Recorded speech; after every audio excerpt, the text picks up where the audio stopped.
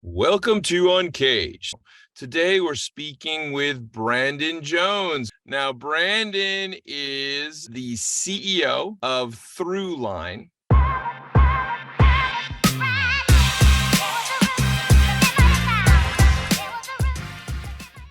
Throughline is a really interesting company. It's an enterprise design and strategy firm. They use the power of visual communications to ignite innovation, create positive change, and solve complex business problems. And we'll get into the Throughline philosophy and what Brandon and his team are working on there. But before we get there, Brandon, tell us a little bit about you and your career. So I have worked across the public sector. I've been a federal civilian. I've worked in the private sector and in the nonprofit sector, mainly all in technology. So holding like a CIO position in each of those. So starting my job in the Pentagon, working for Electronic Data Systems, doing the largest intranet in the world, which was the Navy Marine Corps intranet, and then moving to be a federal CIO for Navy Command, the Naval Facilities Engineering Command, then moving to consulting with PricewaterhouseCoopers in their public sector, running a Navy cybersecurity account there.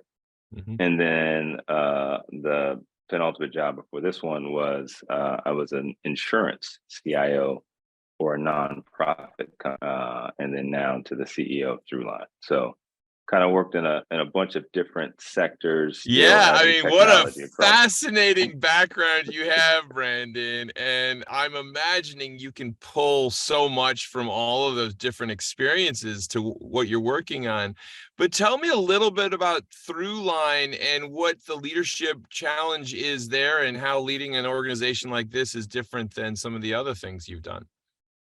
So the interesting piece for Throughline for me is I was a client twice over prior to taking the CEO position. So I was a CIO in the Navy, and Throughline helped me build a visual which went viral and allowed me to articulate the importance of cybersecurity of facilities. So the Navy has 87,000 facilities across the globe.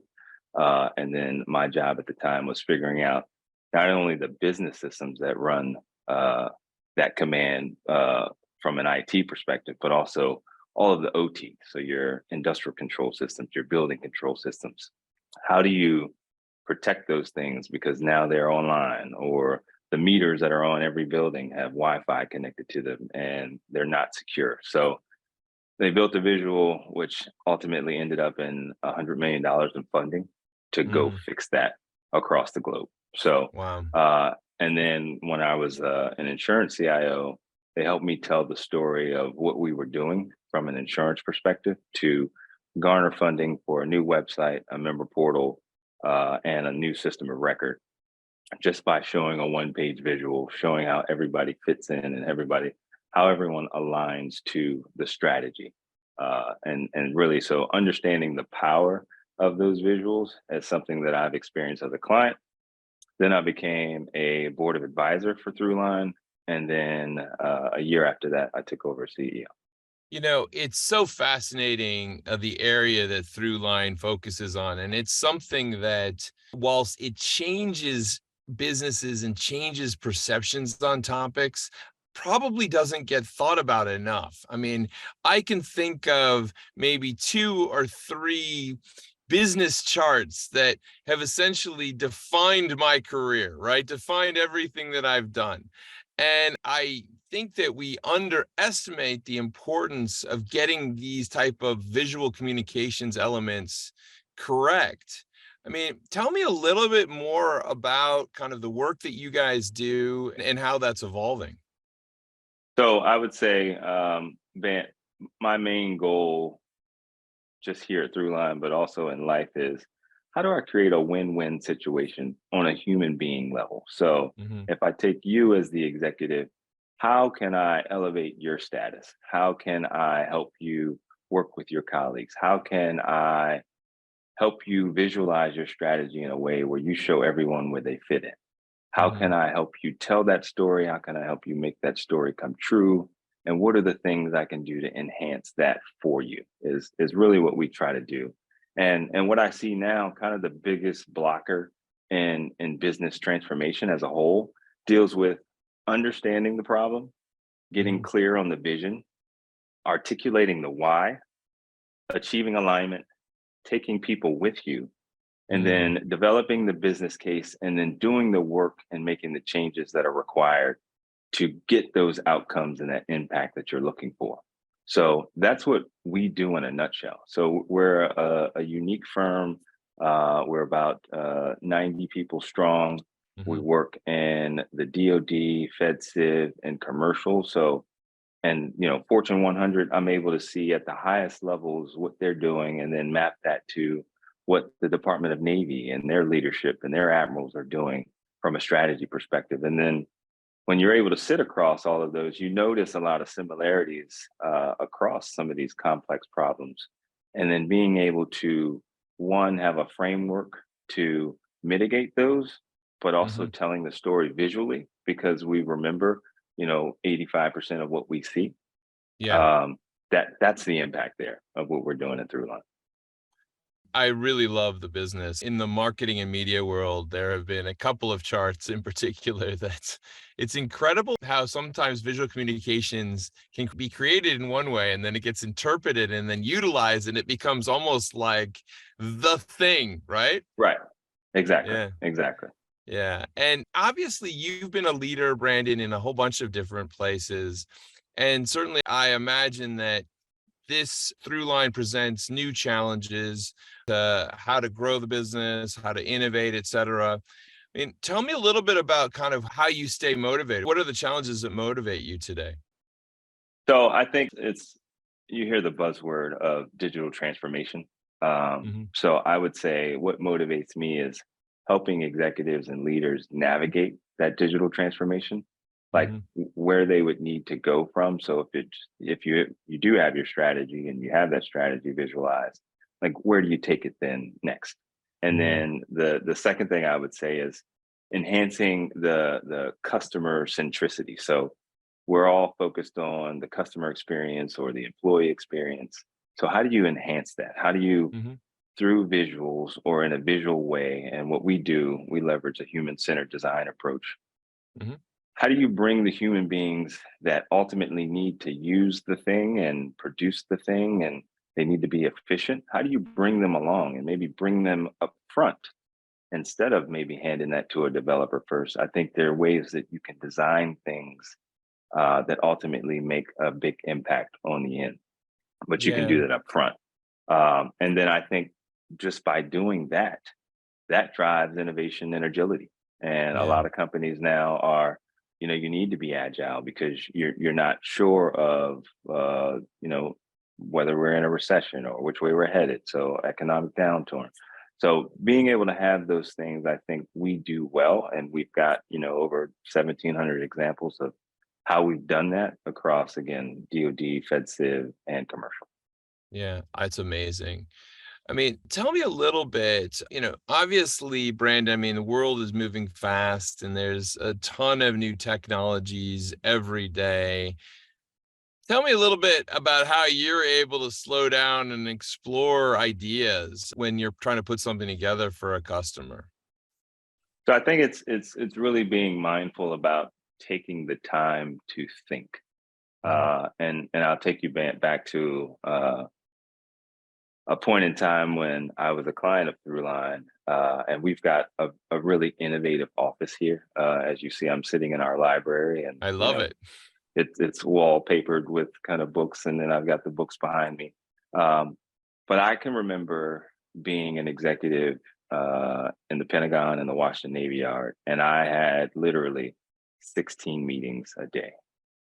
And it wasn't Mhm. until I got stepped outside of that rigmarole, if you will, and came to the Throughline offices where I actually got to think. And at the time, I had an executive coach that told me quite bluntly, like, Brandon, you don't spend enough time thinking. And at the time, I Mhm. was like, what do you mean?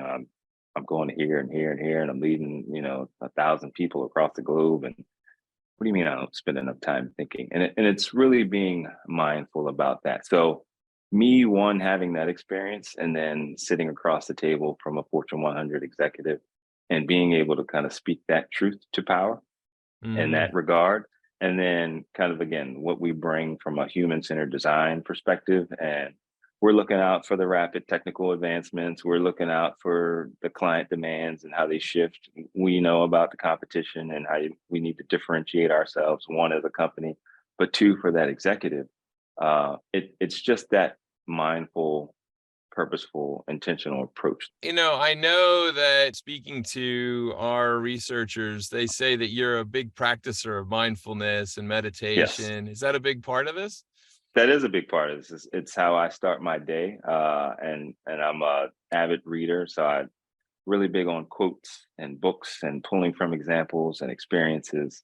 But I think it's that calming and really kind of understanding what's truly important and what's noise, and then just Mm, minimizing the noise or understanding. Again, back to the mindfulness, understanding that that thing over there is noise, and yeah. then we're over here trying to achieve this mission. So just a part of me and how I bring that to work. It reminds me of exercise when I started my career I'm an old guy now, so, but, back in the ye olde 90s, and I had a boss, a creative director that I worked for, and he said to us, he said, "Listen, I want you to create an idea for," I can't remember the client, "and I want you to express that idea in one page," Mhm. and he basically handed a piece of paper and he said, "Come back tomorrow." And I'm like, "Okay, wow. One piece of paper. Wow, that's and I came back the next day with like a document and a presentation, Mhm. and he said, "That's not what I asked for." I asked for one visual, one description, and it's exactly, I think, what you're getting at, Brandon, which is Right. how do you synthesize, distill, focus so you can capture that true insight? And It's that's exactly what amazing. we do. So That's so we've incredible. got the and down in spades the art of the one page strategy. So that one visual that I told you, for me as a Navy CIO, I had complex amount of information, probably about 63 slides of information on one page. So Wow. when I briefed this to multiple four stars, I was able to get through so much information in a minute and 32 seconds, of which they grasped the entire problem and they understood it, and they Yeah. understood the lack of funding or what was needed to go next. And then me being able to communicate that and say, here's the plan, here's the structure, here's how I'm going to report out, these are the metrics that we're going to measure. It's being able to do that, synthesize in a way, and the visuals really do help. Um, that's it's to me a game changer, and I've experienced that as a client, and I'm blessed to be able to do this kind of on this side as the leader of Throughline now. Now, I mean, we live in a world that feels like it's getting more complex and fragmented every day in many respects. But tell me, are you finding that this thesis that you and the team have, what is remaining true and what's evolving? What's changing? So I think what's remaining true is the ability to break down silos and encourage collaboration. I think that remains true. Yeah. I think it's a way that you can manage complex challenges. I think Mhm. that remains true. I think it's a way to drive business transformation.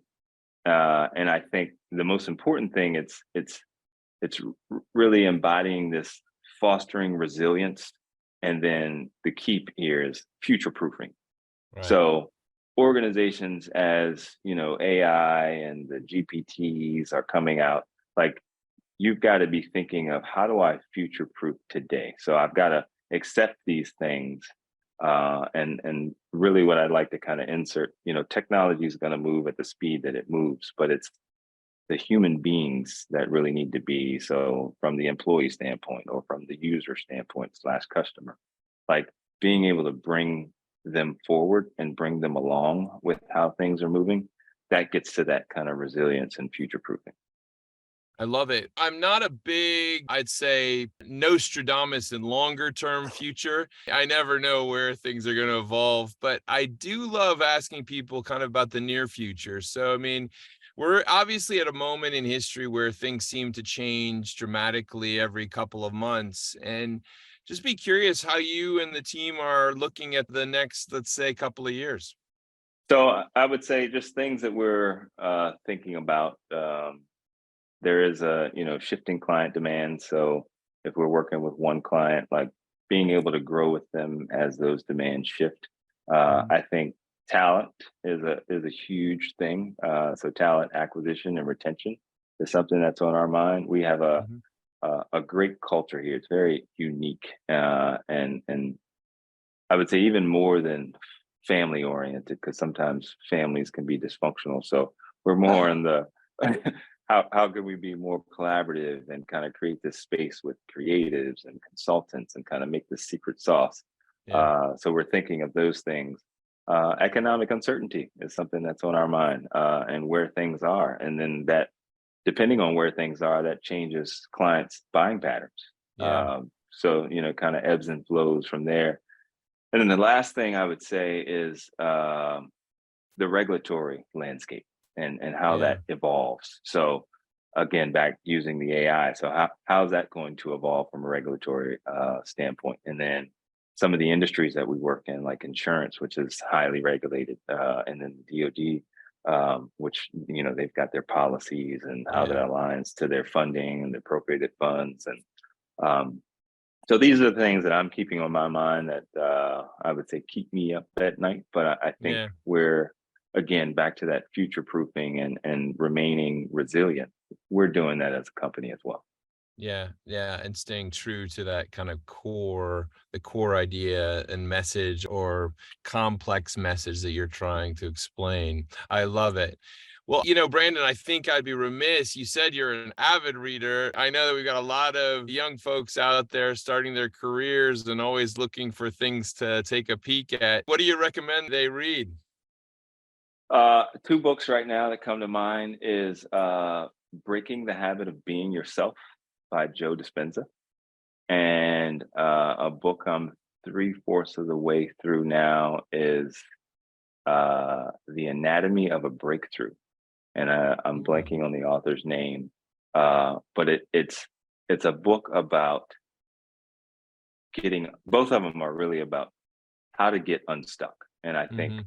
all of us, just at a pure human being level, if you really think about it, you've been stuck at some point in your life, Yeah, and this kind of gets into the science of how to get out of it, or the science of how to one recognize it first, and then here are some of the things that you can do to get out of it. So both of those books kind of combined give a plethora of examples of you know how people were able to shift and pivot and be flexible. And then I saw something from a buddy of mine who posted something today about your life is not about like playing chess. Uh, and moving pieces on the chessboard. It's more like yeah. playing Tetris because we need to kind of move and we get different pieces. And that kind of stuck with me on the drive into the office today. But so that quote with those two books is what I would suggest to the reader. I love it. Well, Brandon, thank you so much for being on Uncaged. If someone wanted to reach out and speak with you and learn more about Throughline, where's the best place to find you? So throughline.com is where you can find all of what we do, our case studies, our past performance, all the impact that we're making. And then I'm on LinkedIn and Twitter as well, an active poster of quotes and books and all of the things that I think would make an impact in the world today. Well, Brandon, thank you so much for being on today. We've been speaking with Brandon Jones. He is the CEO of Throughline. Throughline is an enterprise design and strategy firm.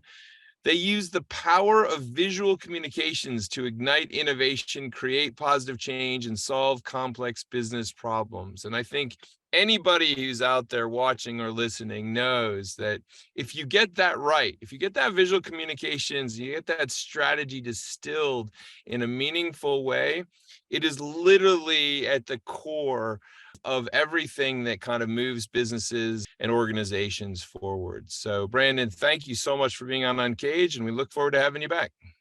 Thank you, Ben. I appreciate it. Cheers. Take care.